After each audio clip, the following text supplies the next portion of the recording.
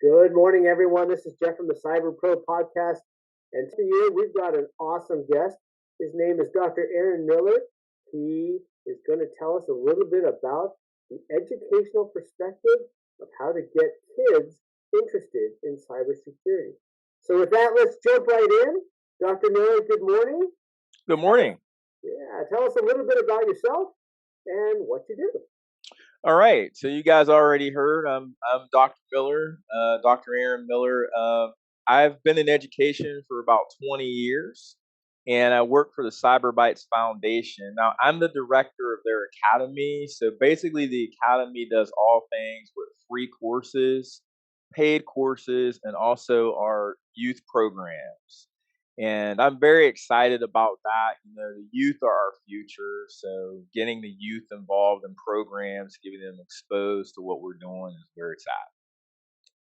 Yeah, that's awesome. So let's talk about that a little bit more. So question number 2 is share with us the most interesting or fascinating aspect of, being at a cyber professional from an academic standpoint, trying to engage with our youth.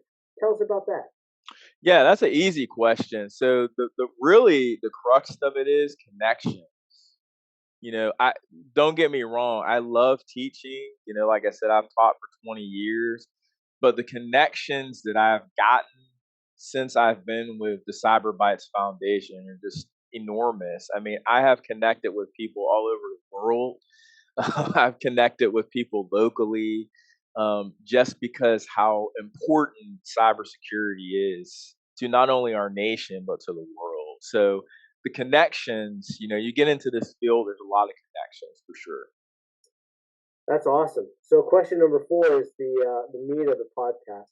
What insights or advice about CBF would you like to share with our community? And we spoke a little bit more about innovative ways to attract our youth to getting them interested into a field that from the outside can appear boring, but really is not. So what are you guys doing off the reservation to get those kids to go, wow, this is kind of cool? Awesome. Yeah. So one of the things we're doing, so first of all, our mission in the CyberVice Foundation is education, innovation, and outreach. So part of our outreach is obviously the youth. So we partner already with several school districts. And one of the cool things we do is mentorships and also having guest speakers. I am constantly looking for people to be mentors to our youth. And the hope is that these mentorships can expose students, right, to the world of cybersecurity, get them interested in it. Because the number one thing that I see from kids, high schoolers, when we ask them, what do you want to do? What do you want to be? Is IDK. That's what they'll say.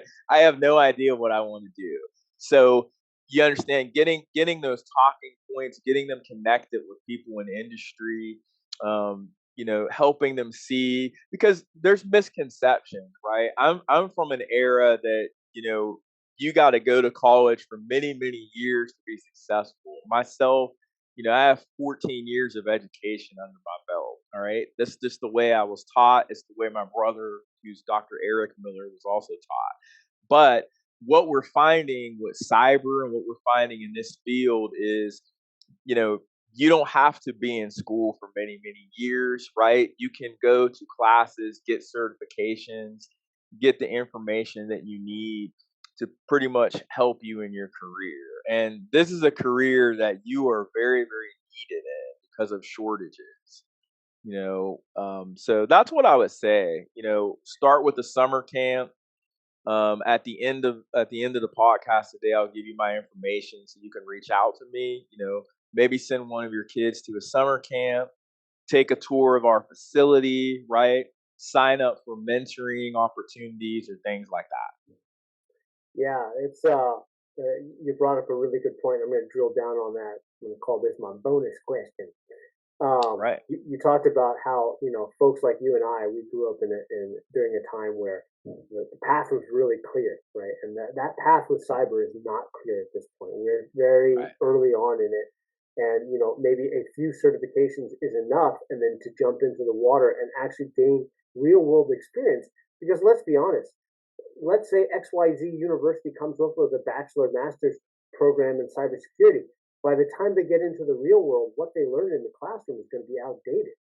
So, Absolutely. how do we prepare our new cyber professionals to be able to iterate fast enough where, unlike medicine or engineering, right, that stuff's been around for a couple hundred years, those basic truths will always be tenants in that arena. But for us, 5 years from now, what these guys are doing on the front line has got nothing to do with what they learn in the classroom.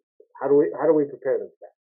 Yeah, I mean, it's training, training, and retraining. I mean, and myself, like I said earlier, I mean, I have a PhD, and that's not going to change, right?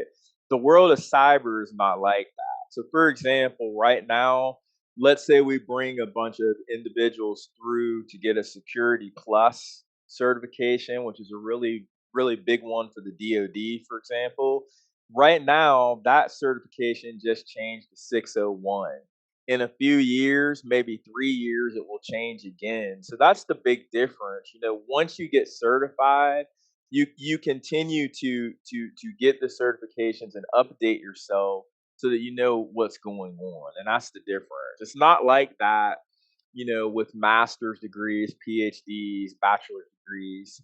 The other thing I just want to add to that is we are working on and looking at articulation agreements or basically shaking hands with colleges to work to do that. So we're already working with Excelsior College to do those things, meaning we've got somebody who has a certification or certifications plural, and maybe they want to get a Bachelor of Science in cybersecurity.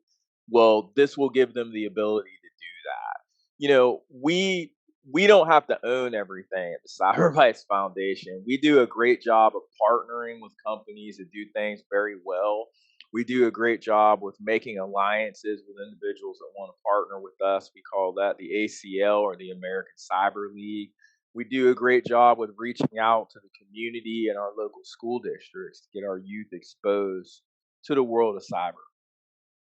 That's awesome. Hey, for those of our viewers who want to learn a little bit more about you, Dr. Miller, maybe a little bit more about the Academy, what's the best way to get a hold of you? Yeah, I would say to just go ahead and look me up on LinkedIn. So you can look me up under Dr. Aaron J. Miller. I have my own LinkedIn. Or a better way is to go to our foundation LinkedIn. It's the Cyber Bytes, and that's spelled BYTES Foundation. Or you can go to Cyber Bytes Academy, which is the academy I'm the director over. So basically, go to LinkedIn first, my LinkedIn. I'll accept you, and then from there you can follow everything that's going on with our academy.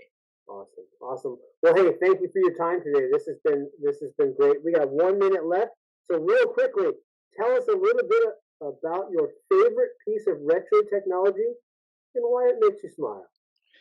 Yeah, so actually, this alludes to what I said before. We would love people to come visit our facility here at Cyberbytes Foundation. We have an Infinideck here, so I don't know how many of you out there have seen the movie Ready Player One.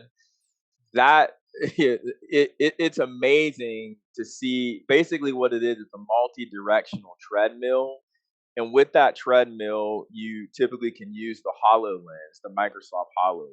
So it helps people learn about AR and VR technologies, and also how this treadmill works. So it's there's a lot of cool things we have in this building, but that by far I would say is the coolest thing we have on the Very showcase. cool. Very cool. Well, again, Dr. Miller, thank you for your time. We appreciate it. Thank you. All right, take care, guys. Thank you. Bye bye. Bye bye. Hey, you made it to the end. Thanks so much. For more episodes, we have 100 of them. You can find them here.